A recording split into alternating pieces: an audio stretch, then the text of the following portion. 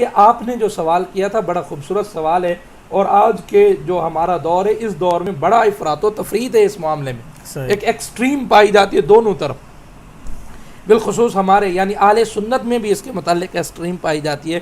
لیکن اگر ہم اس کی شرعی حیثیت کو دیکھنا چاہیں تو علیہ السلام کا جملہ جہاں ہمارے اکابرین، ہمارے بزرگ اور اللہ والے اور ہمارے محدثین و مفسرین حضرات انبیاء علیہ السلام کے ساتھ بولتے تھے، وہیں وہ اہل بیت اطہار کے ساتھ بھی یہ جملے استعمال کیا کرتے تھے.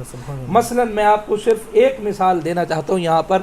امام بخاری رحمۃ اللہ تعالی علیہ کتنا اونچا نام ہے، بے شک، اور امام بخاری عقیدے میں تو ہمارے لیے حجت ہیں، اس لیے کہ جو ہے ان کا عقیدہ اہل سنت کا عقیدہ ہے.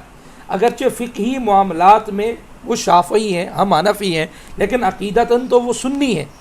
اب وہ اپنی بخاری شریف میں حضرت علی المرتضیٰ رضی اللہ تعالی عنہ سے یہ روایت لائے ہیں کہ کسی نے حضرت علی رضی اللہ تعالی عنہ سے یہ سوال کیا کہ علی، یہ جو قرآن مجید میں لفظ استعمال ہوا ہے الزاریات، سورہ زاریات، اس زاریات کا معنی کیا ہے؟ تو امام بخاری یہ جملے کہہ رہے ہیں. اب جملے سنیے گا. فرماتے ہیں قال علی علیہ السلام الزاریات ای الریاح، کہتے ہیں فرمایا حضرت علی علیہ السلام نے کہ زاریات سے مراد ہوائیں ہیں. اب دیکھیں امام بخاری حضرت علی المرتضیٰ رضی اللہ تعالیٰ عنہ کے ساتھ علیہ السلام کا لفظ استعمال کر رہے. پھر یہی امام بخاری رحمۃ اللہ تعالیٰ علیہ حضرت ابراہیم جو حضور کے صاحبزادے ہیں، نبی تو نہیں ہے، حضور کے صاحبزادے ہیں، ان کی وفات کا جب ذکر کرتے ہیں تو علیہ السلام ساتھ میں لگا رہے ہیں. یہی حضرت امام بخاری رحمۃ اللہ تعالیٰ علیہ سیدہ طیبہ طاہرہ عابدہ زاہدہ حضرت سیدہ فاطمہ زہرا سلام اللہ علیہ جب ان کا ذکر کرتے ہیں تو ان کے نام کے ساتھ بھی علیہ السلام لگا رہے ہیں.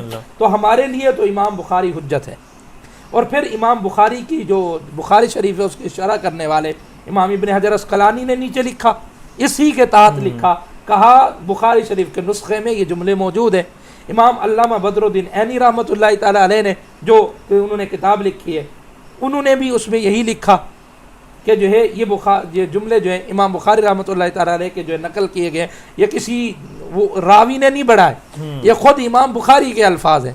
کہ کوئی یہ جملے کہہ سکتا ہے کیونکہ جی امام بخاری رحمۃ اللہ تعالی علیہ کے بخاری شریف میں بہت سے راوی ایسے ہیں جو شیعہ ہیں، تشیع ہیں، تو وہ ہو سکتا ہے کہ شیعہ راوی ہو اور اس نے یہ جملے اپنی طرف سے بڑھا دیے ہوں. تو علامہ ابن حجر اسقلانی، علامہ بدر الدین عینی رحمۃ اللہ تعالی علیہ، ان دونوں نے یہ بات کہی ہے کہ یہ جملے کسی راوی نے نہیں بڑھائے بلکہ خود امام بخاری رحمۃ اللہ تعالی علیہ نے فرمائے. سبحان اللہ. اور پھر علماء نے اس پر اجماع نقل کیا ہے، اہل سنت کا اجماع ہے.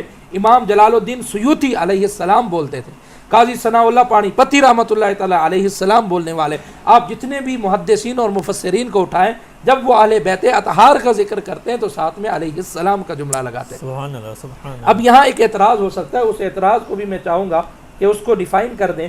وہ اعتراض یہ کہ کہتے ہیں جی اس سے تو ہم شیعہ اہل تشیع سے مشابہت ہو جاتی، اہل تشیع سے مشابہت ہو جاتی ہے. پہلی بات تو یہ کہ اہل تشیع سے مشابہت نہیں ہوتی، اس لیے کہ وہ علیہ الصلاۃ والسلام بولتے ہیں، ہم صرف علیہ السلام بول رہے ہیں.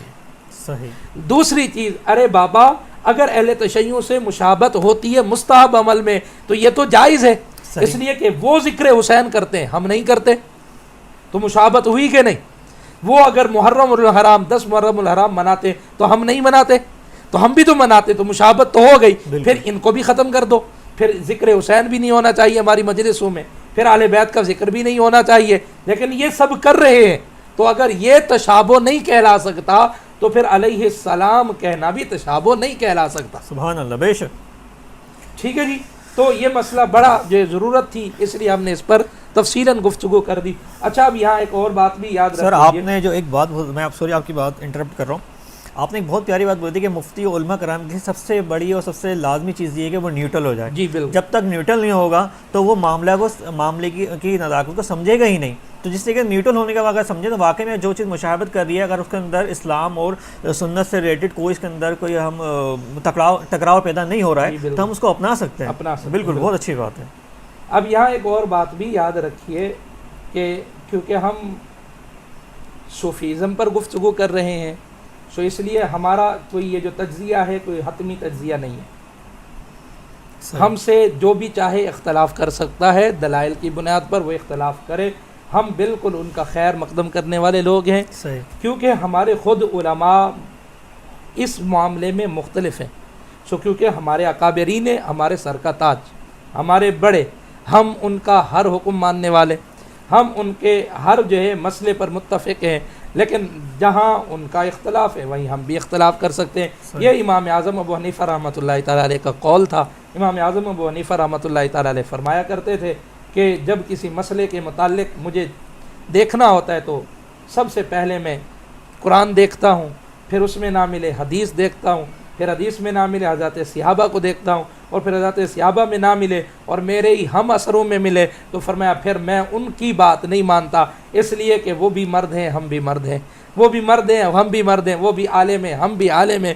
سو اس وقت میں اپنی تحقیق پیش کرتا ہوں. اس لیے ہم بھی انہی کے متعلق یہ کہتے ہیں ہمارے اکابرین، ہمارے سر کا تاج، انہوں نے جو اس مسئلے میں تحقیق فرمائی وہ بالکل حق ہوگی.